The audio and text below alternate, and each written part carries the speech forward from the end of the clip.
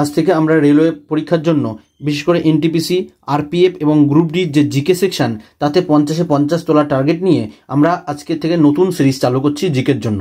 প্রথম প্রশ্ন দেখা যাক, আর রহমান কোন সালে 2টি অস্কার জিতেছিলেন? ঠিক আছে, অস্কারের অপর নাম কি? অস্কার পুরস্কার অপর নাম হচ্ছে তোমার একাডেমি অ্যাওয়ার্ড। ঠিক আছে, একাডেমি অ্যাওয়ার্ড। আচ্ছা, ভারতবর্ষে প্রথম কে পেয়েছিলেন? তিনি হচ্ছে ভানু আথাইয়া। ভারতবর্ষে প্রথম তোমার অস্কার পেয়েছিলেন হচ্ছে ভানু আথাইয়া, গান্ধী মুভির জন্য। ঠিক আছে, গান্ধী মুভির কস্টিউম ডিজাইনের জন্য ভানু আথাইয়া তোমার অস্কার জিতেছিলেন। কিন্তু প্রশ্নটা কি আছে, আর রহমান কোন সালে 2টো অস্কার জিতেছিলেন একসাথে? সেটা হচ্ছে 2009 সালে সঠিক উত্তর হয়ে যাবে। ঠিক আছে, কিসের জন্য পেয়েছিল? তিনি পেয়েছিল স্লাম ডগ মিলিয়নিয়ার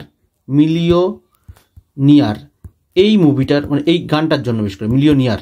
ঠিক আছে, এই গানটা এবং আরেকটি পপুলার গান যেটা হচ্ছে জয় হো। তাহলে জয় হো এবং স্লাম ডগ মিলিয়নিয়ার এই দুটো গানের জন্য 2009 সালে এককভাবে তোমার হচ্ছে অস্কার জিতেছিলেন আর রহমান। এবং আর রহমানের পুরো নাম কি ছিল? পুরো নাম তোমার হচ্ছে আল্লাহ রাখা রহমান। ঠিক আছে, আল্লাহ রাখা রহমান। দেখো, ইনাকে বললাম ইনি মুসলিম, এখন কিন্তু ইনি বর্তমানে মুসলিম। প্রথমে কি ছিলেন? প্রথমে কিন্তু ইনি হিন্দু ছিলেন। ঠিক আছে, তখন ওনার নাম ছিল, প্রথম যখন উনি হিন্দু ছিলেন ওনার জন্মসূত্রে, তখন ওনার নাম ছিল কি দিলীপ কুমার। প্রকৃত নাম কিন্তু ওনার দিলীপ কুমার। পরবর্তীকালে উনি নাম চেঞ্জ করে নাম রাখেন আল্লাহ রাখা রহমান। দেখো, এই যে আল্লাহ রাখা, এই আল্লাহ রাখা কিন্তু আরেকজন ব্যক্তি আছেন যিনি তবলাবাদক ছিলেন। এবং জাকির হোসেন কয়েকদিন আগে তোমরা জানো মারা গেছে। জাকির হোসেনের তোমার পিতা বা বাবা ছিলেন তোমার হচ্ছে, জাকির হোসেনের বাবা ছিলেন তোমার হচ্ছে এই আল্লাহ রাখা। জাকির হোসেন কি বাজাতেন? তোমার তবলা, এবং আল্লাহ রাখাও তবলাই বাজাতেন। বাকি অপশনগুলো আমরা একটু দেখে নিই। দেখো, 2011-তে সব থেকে বেশি গুরুত্বপূর্ণ যেটা হয়েছিল, ভারত কিন্তু তোমার ওয়ার্ল্ড কাপ ক্রিকেট দ্বিতীয়বারের জন্য জেতে। ঠিক আছে, দ্বিতীয়বারের জন্য ওয়ার্ল্ড কাপ ক্রিকেট জেতে ভারত। এবং তখন যে ভারতের ক্যাপ্টেন ছিলেন কে? সেটা হচ্ছে মহেন্দ্র সিং ধোনি ছিলেন তখন হচ্ছে তোমার ভারতীয় ক্রিকেটের তোমার ক্যাপ্টেন। আচ্ছা, 2010-এ কী হয়েছিল? 2010-এ রেলওয়ে জোন হিসেবে কলকাতা মেট্রো প্রথম তোমার হচ্ছে রেলওয়ে জোন হিসেবে স্বীকৃত পায়। তোমার হচ্ছে এটা 2010-এ পায়। ঠিক আছে, কলকাতা মেট্রো রেল জোন হিসেবে স্বীকৃত হলো। আচ্ছা, এই প্রসঙ্গে বলি, ভারতবর্ষের যতগুলো মেট্রো রেল আছে, ধরো দিল্লিতে যে মেট্রো আছে সেটার নাম কি? DMRC। ঠিক আছে, দিল্লি মেট্রো। সেই দিল্লি মেট্রো কিন্তু ভারত সরকারের আন্ডারে নেই, সেটা হচ্ছে দিল্লি মেট্রো রেল কর্পোরেশনের আন্ডারে আছে।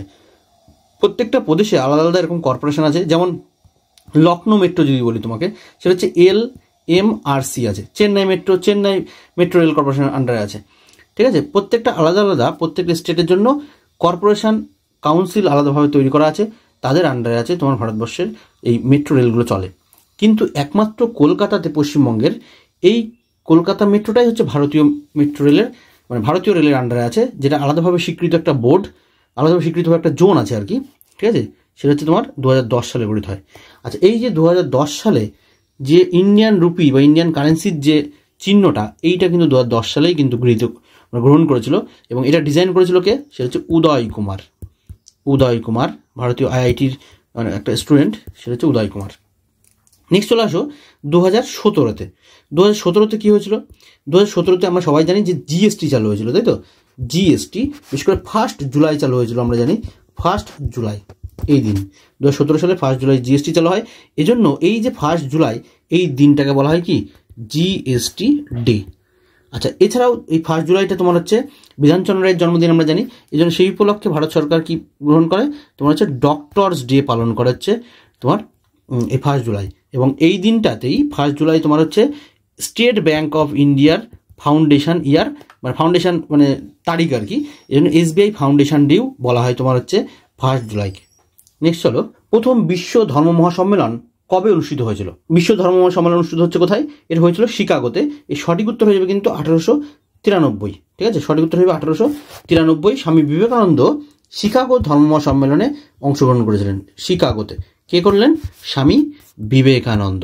ঠিক আছে, স্বামী বিবেকানন্দ এই সম্মেলনে তোমার বক্তৃতা করেছিল। বিবেকানন্দ এখান থেকে তিনি পপুলার হয়ে গেছিলেন। আচ্ছা, এবং ভারতবর্ষে ফিরে তিনি 1897 সালে কিন্তু রামকৃষ্ণ মিশন প্রতিষ্ঠা করে। এবং এই একই সালে 1897 সালে কার জন্ম? বিখ্যাত তোমার হচ্ছে নেতাজির জন্ম ছিলেন কিন্তু এই 1897 সালে। তাহলে একই সালে রামকৃষ্ণ মিশন প্রতিষ্ঠা এবং নেতাজির জন্ম। ঠিক আছে, আচ্ছা বাকি অপশানগুলো আমরা একটু দেখে নিই। 1873 সালে কি হয়েছিল? সেটা হচ্ছে সত্যশোধক সমাজ প্রতিষ্ঠিত হয়। সত্যশোধক সমাজ কে প্রতিষ্ঠা করলেন? প্রতিষ্ঠা করেছিলেন হচ্ছে জ্যোতিরাও ফুলে। জ্যোতিরাও ফুলে বা জ্যোতিবা ফুলে, ঠিক আছে, ইনি। এটা মহারাষ্ট্রে প্রতিষ্ঠিত হয়েছিল সত্যশোধক সমাজ। একটা লোয়ার কাস্ট একটা অ্যাসোসিয়েশন ছিল হচ্ছে তোমার এই সত্যশোধক সমাজ। নেক্সট হলো 1839 কি হয়েছিল? সেটা হচ্ছে কলকাতাতে তত্ত্ববোধিনী সভা গঠিত হয়েছিল। তত্ত্ববোধিনী সভা। আচ্ছা, যদিও তত্ত্ববোধিনী পত্রিকা বলে কিন্তু আরেকটা আছে, তত্ত্ববোধিনী পত্রিকা কিন্তু এই 1839 সালে গঠিত হয়নি।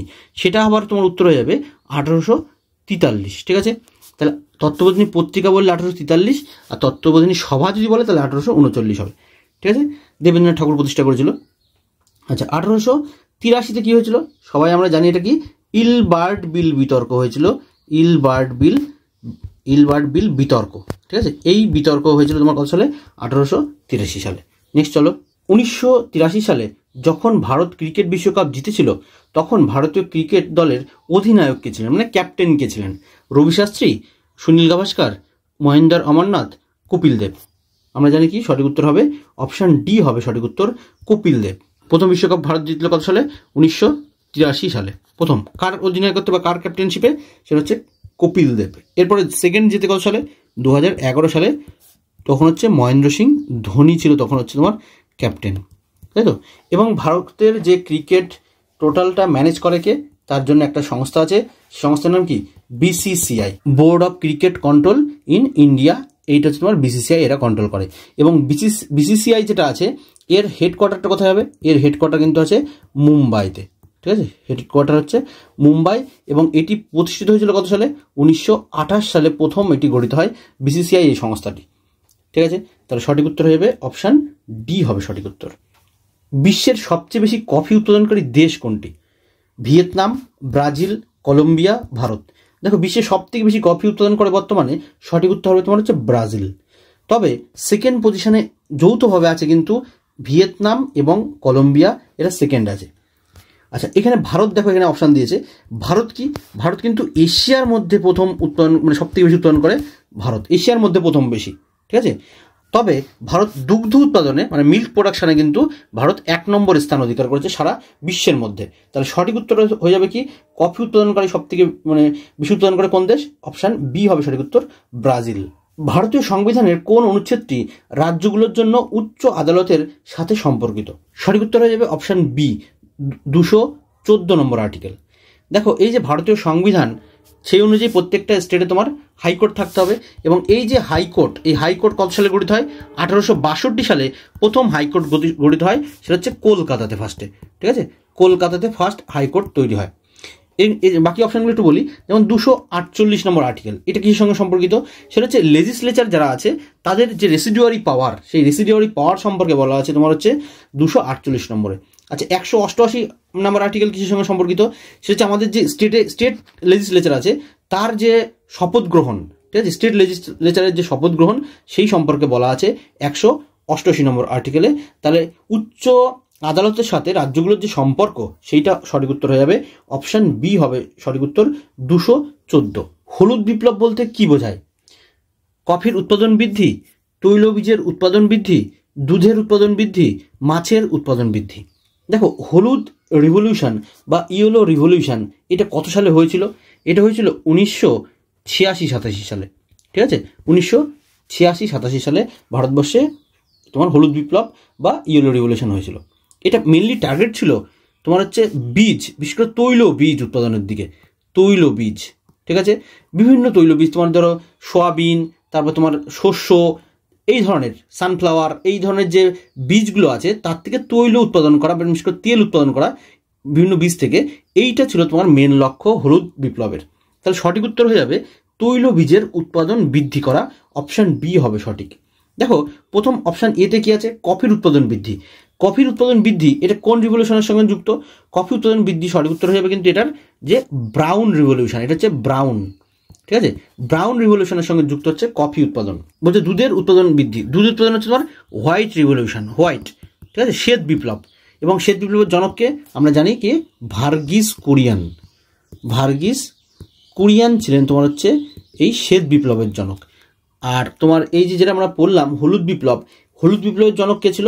তিনি ছিলেন হচ্ছে শ্যাম পিত্রদা, শ্যাম পিত্রদা, ঠিক আছে, শ্যাম পিত্রদা ছিলেন তোমার হচ্ছে হলুদ বিপ্লবের জনক।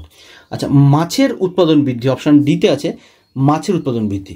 মাছ উৎপাদন বৃদ্ধি হয়েছিল তোমার হচ্ছে এই রিভলিউশনটাকে বলা হয় তোমার ব্লু রিভলিউশন বা নীল বিপ্লব। দেখো নীল বিদ্রোহ না কিন্তু, হ্যাঁ, এটা নীল বিপ্লব, ঠিক আছে।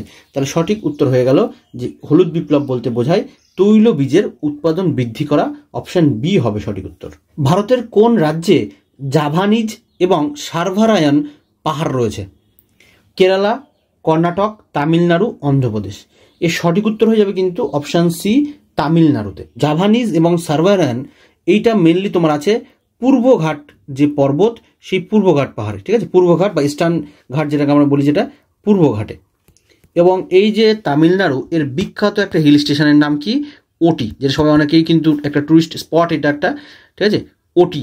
এছাড়াও আরও কয়েকটা বলে রাখি তোমাকে, যেমন কোটাগিরি হয় একটা, কোটাগিরিতে যায় অনেকে, কোটাগিরি একটা হিল স্টেশন, ঠিক আছে, কোটাগিরি হিল স্টেশন এটা হবে। অন্ধ্রপ্রদেশ, অন্ধ্রপ্রদেশের প্রচণ্ড ইম্পর্টেন্ট তোমার হচ্ছে আরাকু ভ্যালি আছে, আরাকু ভ্যালি, ঠিক আছে, বা আরাকু উপত্যকা আছে কোথায়? অন্ধ্রপ্রদেশে। কেরালাতে আছে কি? সাইলেন্ট ভ্যালি, কেরালাতে আছে তোমার সাইলেন্ট ভ্যালি বা সাইলেন্ট উপত্যকা। কর্ণাটকে আছে কি? কর্ণাটকে আছে কুর্গ, কুর্গ উপত্যকা, ঠিক আছে, কুর্গ, কয়সু গয়রেব, কুর্গ উপত্যকা রয়েছে তোমার কর্ণাটকে। এছাড়া চিকমাগালুর, এছাড়া আছে কি চিকমাগালুর, গালুর, এই উপত্যকাগুলো তোমার রয়েছে তোমার কর্ণাটকে। তাহলে এক্ষেত্রে বলছে জাভানিজ এবং সার্ভারায়ান পাহাড় আছে কোথায়? সঠিক উত্তর হবে অপশান সি তামিলনাড়ুতে। নিম্নলিখিত বিকল্পগুলোর মধ্যে কোনটি কাবাডি খেলার সাথে সম্পর্কিত? AKFI, AIKF, FIFA মানে ফিফা, আর BCCI। এর সঠিক উত্তর হয়ে যাবে কি AKFI। দেখো AKFI মানে কি? সেটা হচ্ছে তোমার amateur kabaddi federation of India, amateur kabaddi federation of India, সেটাকে বলা হয় AKFI। এটা তৈরি হয়েছিল কত সালে? সেটা হচ্ছে 1973 সালে। এই যে AKFI এটা গঠিত হয় এবং এর হেডকোয়ার্টার কোথায় আছে? সেটা হচ্ছে রাজস্থানের জয়পুরে, ঠিক আছে, জয়পুরে আছে এই AKFI কাবাডি যে খেলা, তার হচ্ছে তোমার হেডকোয়ার্টার আছে, ঠিক আছে, AKFI এর। অপশান বিতে আছে দেখো AIKF, দেখো AIKF কিন্তু অপশান ভুল নেই, ঠিক আছে। এইটার মানে কি? সেটা হচ্ছে অল ইন্ডিয়া ক্যারাটে ফেডারেশন, সেটা হচ্ছে AIKF। AIKF প্রতিষ্ঠিত হয় কত সালে? তোমার 1978 সালে AIKF বা অল ইন্ডিয়া ক্যারাটে ফেডারেশন গঠিত হয় 1978 সালে। তবে এর হেডকোয়ার্টারও কিন্তু তোমার সঠিক উত্তর হয়ে যাবে কিন্তু জয়পুরে। তাহলে দুটোই হবে কিন্তু জয়পুরে, AKFI এবং AIKF দুটোই জয়পুর। অপশান সিতে আছে দেখো ফিফা, ফিফা মানে কি? ফেডারেশন ইন্টারন্যাশনাল ফুটবল অ্যাসোসিয়েশন, সেটাকে আমরা বলি সংক্ষেপে ফিফা, ঠিক আছে। এইটা ফিফা গঠিত হয় কত সালে? 1904 সালে কিন্তু ফিফা গঠিত হয়েছিল। এবং এটার হেডকোয়ার্টার কোথায় ফিফার? সেটা হচ্ছে সুইজারল্যান্ড, সুইজারল্যান্ডে আছে তোমার ফিফার হেডকোয়ার্টার। BCCI, অপশন ডি দেখো BCCI, BCCI এর ফুল ফর্ম কি? সেটা হচ্ছে board of control for cricket in India. এটা হচ্ছে তোমার BCCI এর হেডকোয়ার্টার, যেটা গঠিত হয়েছিল 1928 সালে। এবং এর যে মানে হেডকোয়ার্টার সেটা আছে কিন্তু ভারতবর্ষের মুম্বাই শহরে আছে, ঠিক আছে, মুম্বাই শহরে। ইন্ডিয়া আফটার গান্ধী বইটি কে লিখেছেন? রূপা বাজোয়া, মালতী রাও, অরুন্ধতী রায়, রামচন্দ্র গুহ। দেখো সঠিক উত্তর হয়ে যাবে যে ইন্ডিয়া আফটার গান্ধী এই বইটির লেখক অপশান ডি রামচন্দ্র গুহ। দেখো এই রামচন্দ্র গুহ ইনি একটা বিখ্যাত একটা হিস্টোরিয়ান এবং ইনার আরও প্রচুর লিখিত বই আছে। তার মধ্যে একটা বই, বিখ্যাত বই মনে পড়ছে এই মুহূর্তে, দ্য ব্রিজ বলে একটা বই আছে, যেগুলো পরীক্ষা আসার মতো, দ্য ব্রিজ। এছাড়াও তোমার আরও রয়েছে যে tell me a story, tell me a story, এই বইটাও কিন্তু তোমার এই রামচন্দ্র গুহর লেখা। বারাবতী স্টেডিয়ামটি অবস্থিত রাজস্থান, ঝাড়খণ্ড, উত্তরপ্রদেশ, ওড়িশা। এর সঠিক উত্তর হয়ে যাবে বারাবতী স্টেডিয়াম আছে কোথায়? অপশান ডি হবে সঠিক উত্তর, যে ওড়িশাতে আছে। এই যে বারাবতী স্টেডিয়াম এটা গঠিত হয়েছিল বা তৈরি হয়েছিল 1958 সালে, কোথায় আছে? মেনলি উড়িষ্যার কটক শহরে আছে, ঠিক আছে, উড়িষ্যার কটকে আছে। এটা হচ্ছে একটা ক্রিকেট স্টেডিয়াম মেনলি। এটা ওড়িশা ক্রিকেট অ্যাসোসিয়েশন দ্বারা এটা গঠিত হয়েছিল। এছাড়াও উড়িষ্যাতে আর একটা মানে স্টেডিয়াম বিখ্যাত, সেটা তোমার হচ্ছে কলিঙ্গ স্টেডিয়াম আছে তোমার কোথায়? উড়িষ্যাতে স্টেডিয়াম। আচ্ছা, নতুন একটা গঠিত হয়েছে তোমার হচ্ছে বিরসা মুন্ডা স্টেডিয়াম, এটাও তোমার হচ্ছে উড়িষ্যাতে হয়ে যাবে। এবং রাউরকেল্লাতে তোমরা জানো যে ইন্টারন্যাশনাল হকি স্টেডিয়াম গঠিত হয়েছে, ঠিক আছে, রাউরকেল্লাতে নতুন। আচ্ছা, এগুলো তোমার কারেন্ট অ্যাফেয়ার্সেও তোমার কাজে লেগে যাবে। এবং এই যে ইন্টারন্যাশনাল হকি যেটা অনুষ্ঠিত হলো, সেটাও কিন্তু তোমার ওই যে ইন্টারন্যাশনাল হকি স্টেডিয়াম রাউরকেল্লাতে যেটা আছে, রাউরকেল্লা, ওইখানেই তোমার কিন্তু মানে হলো আর কি। 2023 সালে হয়েছে মেনলি, 2023 সালে ইন্টারন্যাশনাল হকি এইখানে হয়েছিল। উত্তরপ্রদেশের মেনলি কানপুরে একটা বিখ্যাত স্টেডিয়াম আছে, কানপুরে, সেটা হচ্ছে গ্রিন পার্ক স্টেডিয়াম, ঠিক আছে, গ্রিন পার্ক স্টেডিয়াম কোথায় আছে? উত্তরপ্রদেশের কানপুরে। ঝাড়খণ্ডে আছে কি? ঝাড়খণ্ডে ইন্টারন্যাশনাল স্টেডিয়াম কমপ্লেক্স, যেটা তোমার রাঁচিতে আছে, এবং রাঁচিতে আরেকটা আছে, সেটা হচ্ছে বিরসা মুন্ডার নামে, সেটা হচ্ছে বিরসা মুন্ডা ফুটবল স্টেডিয়াম, সেটা হচ্ছে ঝাড়খণ্ডে আছে। এই ছিল আজকের ভিডিওটি তোমাদের কেমন লাগলো তোমরা অবশ্যই কমেন্ট সেকশনে জানাবে, এবং লাইক, কমেন্ট, শেয়ার অবশ্যই করবে। Thank you, by.